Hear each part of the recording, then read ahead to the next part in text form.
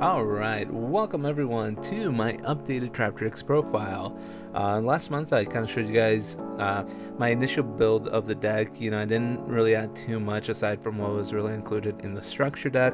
But after almost a month of having this, playtesting this, playing through, played at a regional, didn't perform the best. Could have done a little bit better, could have done a little bit more to avoid the 2 draws that I had that could have easily been turned into wins, but that's neither here or there. So here we have the updated Traptrix profile, and I still am going to go on there saying this is probably one of the best rogue decks in the meta. Very consistent, can play through a decent amount of interruptions, a few difficulties going second against an established board, but you play enough kind of stops and interruptions that no board is going to be too unmanageable to kind of play through. But without further ado, let's go ahead and jump into the deck profile. So ratio's kind of still the same from last time. Triple Murmileo, it is your starter in terms of searching for your whole normal trap cards. Triple Mantis, again, also one of your starters, one of the ones that you start with, you search with. Search another Traptrix monster. Murmileo is great in conjunction to either searching out a Holotea to pitch one of your normal trap cards that you have, or its other effect whenever it's special summon, you can destroy a one-spot trap card your opponent controls. Both of its effects are not once per turn, so you can use those effects multiple times. Mantis is also great at bouncing back either a card that was set via Dionea, so you can avoid the banishing effect, or even bouncing back one of your set spell trap cards in the case that you have Mantis out when you get evenly matched. So 3 of those, some of the best starters you can have. One of the more kind of low-key starters that I always actually enjoyed opening with, and I really would hope that I could open with way more. Excuse me. Triple Pudica. Forcing my opponent to bait out the Ash Blossom or even the Imperm with Pudica for fear of the field spell is great. If you can get out the field spell, you can almost even play through Nibiru, just because you can then banish the token to bring back one of your monsters and play on. And then Pudica's effect, whenever it's special summon, you can target and banish one monster your opponent controls, and then during the next standby phase, they can special summon one of their banished monsters. But one of the best things about that is the monster is now considered special summon. So if you banish something like a Masquerade or even a Traptrix Adipus, they lose their initial this fusion summon card gains this effect. This link summon card is unaffected by trap cards. So Pudica has a lot of great interactions against your opponent, and because they special summon a monster, then you can either trigger out a Rafflesia or one of your whole trap cards or something that you set, or even we'll show you in the side deck a very, very funny card. But yeah, Pudica is just all around fantastic card. Definitely one that you play 3 of, and then for 2 of, Arachnocampa, great extender whenever you want to go into other Traptrix monsters. It does lock you into Traptrix, or not Traptrix, but insects and plants for the rest of the turn from the extra deck, so kind of be mindful of that whenever you special summon her out. And also it provides the protection for your back row, so if they have a lightning storm or harpies or something like that, Arachnocampa will defend them once. And then double Dionea. Dionea has the effect to set one of your whole trap cards from graveyard to the field, but during the next standby or during the next end phase, if it's still there, gets banished. But its normal summon effect allows you to special summon one of your Traptrix monsters in defense position. It just allowed you to special summon one of them. It would be a even more fantastic card, but because it does put them in defense position, it kind of rolls out being able to have another way of bringing back out Sarah. But still, great card, great to go into your level 4, special summoning off of Sarah to set your whole card that you discarded, or great for even setting Holotea again, and then you just activate that during your opponent's next turn if you already have one in grave, or if you don't want to use the grave effect. Just having a Holotea to be able to be recycled is great. So altogether, we run 13 Traptrix monsters. You can cut out a Pudica to put in another Arachnocampa, but I really just enjoy being able to search out the field spell, and I feel like this might be kind of the most optimal number. It's definitely the ones that'll always get you any of your plays consistently for sure. How'd that nickel get there? Yeah, no. So that's kind of the ratio I've been going with, and it's been working fantastically. Like, unless I draw like more unusual, like no trap cards and all monsters, like there is always a play to be had with this deck. So that's what I go with. And then for my non-hand trap monsters that I run, triple parallel Exceed. If you open with this and a Traptrix monster, you can start off so hot. The only thing that can really stop you is a well-timed evenly match. But whenever you link summon, you can special summon the monster. If it's special summoned by the effect of Parallel Exceed, its level becomes 4. If it's special summon, you can special summon out another one. Just fantastic card all around. Even if they do kind of prevent the effect from special summoning from deck, it's still link material that you can use to kind of link climb. So you can go into one of the link 2s that I'll show you here when we get to the extra deck. So it's definitely got its purposes still. It is by far the best extender we have in the deck. You can even open with it or fish it out with pot, like you are in business. And then for our hand trap monster lineup, triple Nibiru, Primal Being, and triple Ash Blossom. Nibiru, a lot of players are trying to be more smart about going too crazy with their summons, so they're kind of dying down. I know a lot of Kashtira players have just been stopping at Arise Heart with protection in the back. So Nibiru is not really popping off as much as it used to, but it's still really, really good whenever your opponent just doesn't respect it. If your opponent respects Nibiru, might be a bit of a dead card in hand, but if they don't, it will always punish your opponent. And Ash Blossom is just like overall the best card in this format, I would say. It's got so many great interactions to stop certain decks or stop plays in the water. For branded players, we know what it's like to get your branded fusion Ash Blossom. Against Kashtira, you have a myriad of different options of when you Ash Blossom to kind of stop their plays. Even against Traptrix, being able to stop the Sarah from special summoning out is just another way of kind of stopping their plays from going.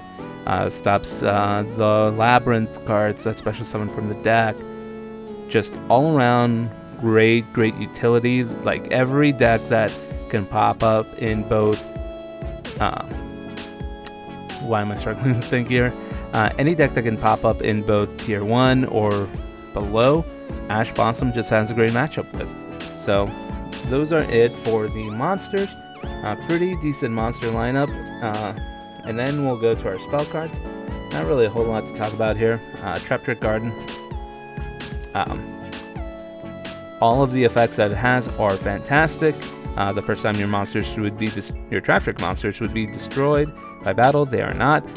You gain the additional normal summon per turn in addition of a Trap Trick monster in addition to your normal summon, and then you can banish one monster on your field to special summon a Trap Trick monster from your graveyard, hand or graveyard.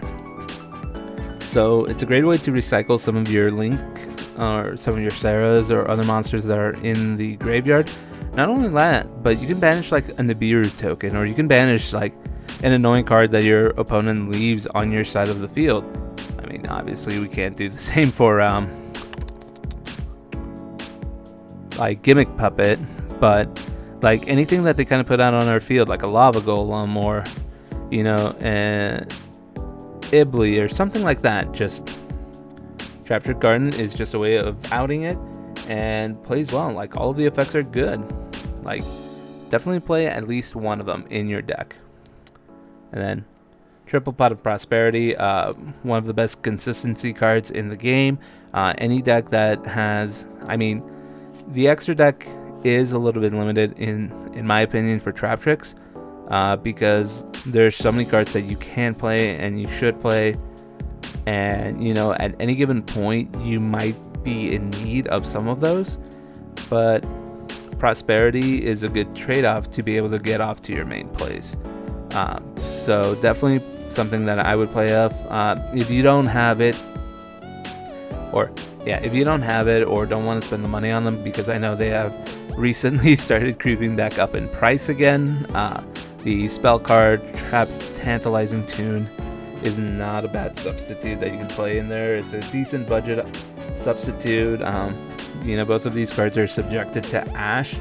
Prosperity just hurts way less than Trap Tantalizing, but if you don't have this, definitely you can definitely play that. On to our trap cards.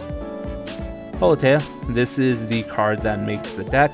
It is the card that will always give you a rank 4 option. It will give you a link option. It will give you all sorts of options. You can activate it the turn you set it by discarding one of your normal trap cards. So even if you open one of your going second traps, like Evenly Match, you can pitch it with Holotea and then just start your plays going. Most of the time you'll be playing this whenever you already have Sarah active on the field, just so you can get the additional special summon, and you know, Sarah, Holotea, bring out Dianea, reset the card you just pitched with Holotea, go into Rafflesia, go into Pangicula, just the heart and soul of this deck. It is what really has made the deck be as playable and in top contention as it is. And then for our normal hold trap cards, we only play 5 of them. Gravedigger's Trap Hole, the best one to not open with. That way, whenever you do have like a full massive combo, you always have your Rafflesia, so your opponent can't punish you with a Nibiru. Terrifying Trap Hole Nightmare, great way to destroy a high level attack monster and then banish something. Great way to destroy Mirror Jade and then banish it, so it doesn't even get its pop effect off. Floodgate Trap Hole, great against Kashtira, flipping their monster face down so they don't, unless they have like Birth or something like that, they cannot get the special summon of their other monsters in hand. Terrifying Trap Hole Nightmare, it's an effect negation and destroy, really good. And then Time Space Trap Hole, good at bouncing cards that special summon from the hand or extra deck. So again, dealing with something like a Mirror Jade, who, you know, it comes out, you're able to kind of return it without it activating its destroy everything effect. So 5 is pretty good. Still debating if I want to put Bottomless Trap Hole in, because it does have a fantastic matchup against you know, Branded, in which you can just Bottomless Trap Hole the Fallen Valbass if they choose to bring it out with Fusion Deployment or Hard Normal Summon it, and you just prevent the effect from going off. And finally, Evenly for, you know, going second or for pitching. No need to really explain what it does. It just wipes the board clean except for one card, banishes face down. Not a whole lot of things that people can react to it. And then Infinite Impermanence, great effect negation, great hand trap, and all of these work really well with your Sarahs. You know, getting a negate plus Sarah effect is pretty awesome with Imperm. And then if you get Evenly, or you play Evenly, you can manage your stuff face down. It's not the ideal situation, I'm telling you here, but you know, every now and then that will happen where you just have to play the set evenly to kind of get rid of more cards that your opponent has, so you can get some kind of tempo, and then you just get the Sarah's effect of special summoning a monster and potentially setting more cards. So all in all, 40 cards in here, really good. The only kind of change I may be looking at is potentially moving the Nibiru to the side deck, and putting in 3 kaijus, just to kind of do better against the decks that summon like one annoying monster. Because when I was playing against Centuria Runic, as soon as they set out that Barkion, it's like, well, shoot, they didn't really go into too many 5th summons, so once they put that bad boy out there, it's like, how do I get over it? So, and I think a 1-for-1 trade-off may be better in the long run than just a giant blowout card. And if you do face off against that does summon a lot, yeah, Nibiru wouldn't be a bad option to put in there, to put in from the side deck. But yeah, that is about, like, in terms of main deck, the one thing that I'm still debating on is if I want to put the kaijus and take out the nibs. On to the extra deck. Triple Saras. It is the engine. It is the card alongside Holotea that makes this deck go absolutely wild. Whenever a normal trap card is activated, you can then special summon a Traptrix monster from deck to the field with a different name than the ones you control. When the Traptrix monster effect is activated, you can set a whole normal trap card. This deck is susceptible to be evenly matched, and as much as you would like to keep some of your other cards, sometimes just keeping the Sarah would be what's best, and then you get the effects to start resetting and to start establishing a decent board again. So Sarah, fantastic card. Also, she's unaffected by the effect of trap cards if it's link summoned. So if it comes back via Pudica effect, if they banish it, and then or if you banish this with Pudica and then they special summon it, you can affect it with trap cards again, because it doesn't have the whole thing of unaffected by trap cards. It specifically lists link summon monster is unaffected by trap cards. One of the new additions I put in there, Asa, the Earth Channeler Unmovable. This card is pretty good. It's good whenever, good as a prosperity target, but also great if you're playing up against decks that run annoying Earth monsters. Like against Naturia Runic, I've brought back a Naturia Beast that I've sent to the graveyard, and I just summoned that out to the Asa, and then I'm like, F your Runic cards, dude. Fantastic card, great. And then if they give you like an annoying monster, you can just link it off. You can link off your Nibiru token or that Dark World monster that they special summon on your side of the field to try to get the solo loop going. So great card. And then finally, our last link 3 that we play, Traptrix Adipus. It's a fantastic card to try to go for a game. If it's link summoned, it's unaffected by trap cards. It can negate face-up card effects on the field, not just monsters, but cards. So something like I'm trying to think of annoying continuous trap, but it can negate field spells, it can negate continuous spell and trap cards, monster effects, and then pop one. And then the big thing is it gives all your Traptrix monsters 1000 attack as long as you have a normal trap card in the graveyard. Double Rafflesia, you gotta play at least 2 in case they try to rip it with Kashtira. But once you get your first one set up, honestly, you'll be recycling your other whole trap cards with Dynea or Sarah or any of those monsters that really you can usually send one off with Prosperity. Alamaris, great for extending special summoning monsters, detaching 2, getting effects off.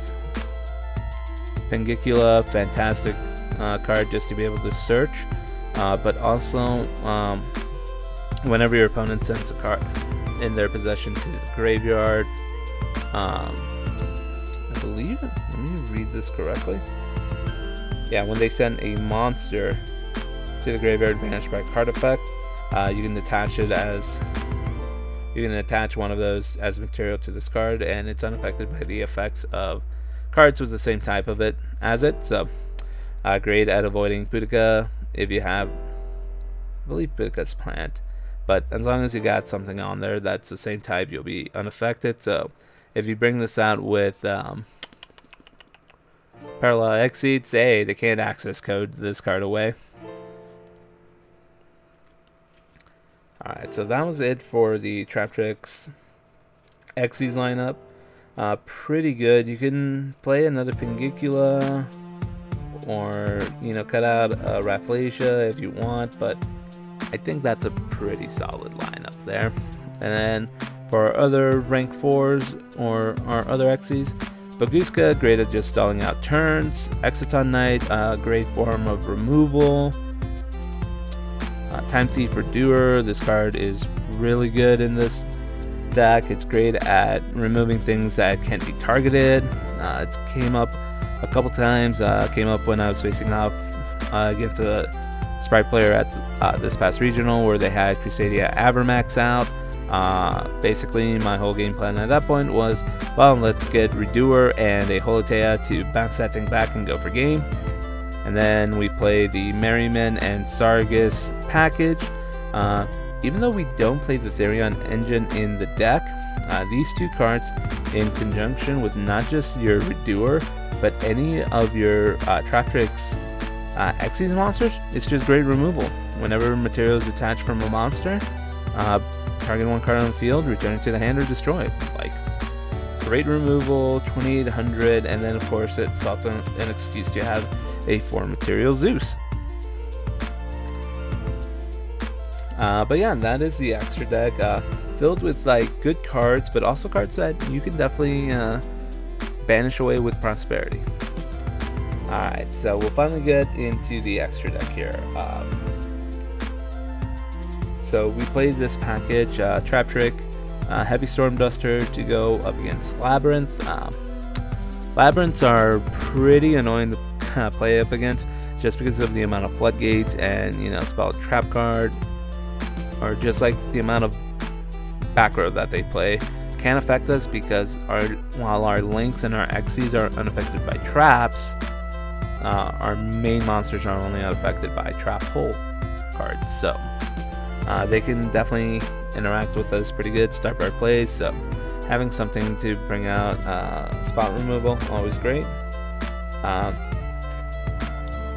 This is just good in a mirror match, or just in general board wipe. Torrential Tribute. One-sided Torrential Tributes are always funny to pull off, but great whenever your opponent is trying to do something funny, like normal summon Fallen Valmas to get rid of one of your monsters. You can Torrential Tribute, blow up their field. Hey, normal trap card was activated, you get Sarah's effect. Really good there. And then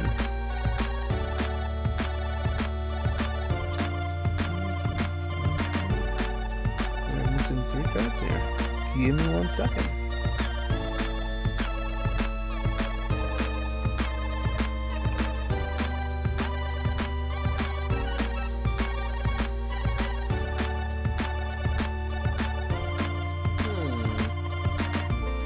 Oh yeah, no, I know what we're missing.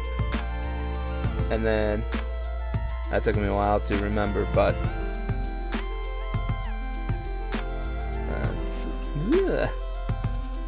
it's our first video we're making. Triple Dimensional Barrier. Really good as just calling any of the matchups you're against. So Sword Soul, call Synchro, gain Sarah effect. Kashtira, call Xyz, gain Sarah effect.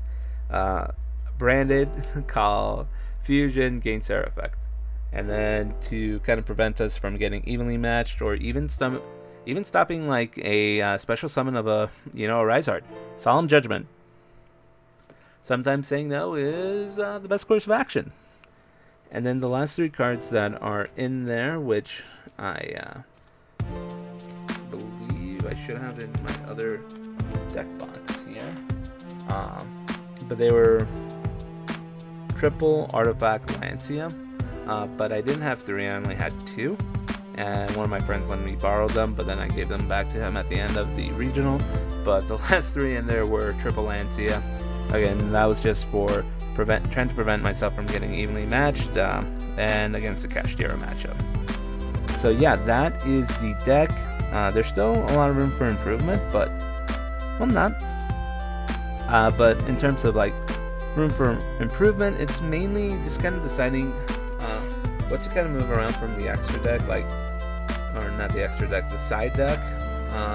Kaijus is one of those things where it may be popular to kind of do just because people aren't special summoning as much anymore, and then going into the Nibiru's. But other than that, you know, I'm really satisfied with where the deck is at right now. You know, it's something that I'll still kind of keep playing a little bit more, coming into potentially the next regional, but we'll kind of see. We'll kind of see, you know, if as the format goes, the deck just kind of can keep up its consistency. But thank you guys so much for joining me. This has been another deck profile. I'll catch you all on the flip side.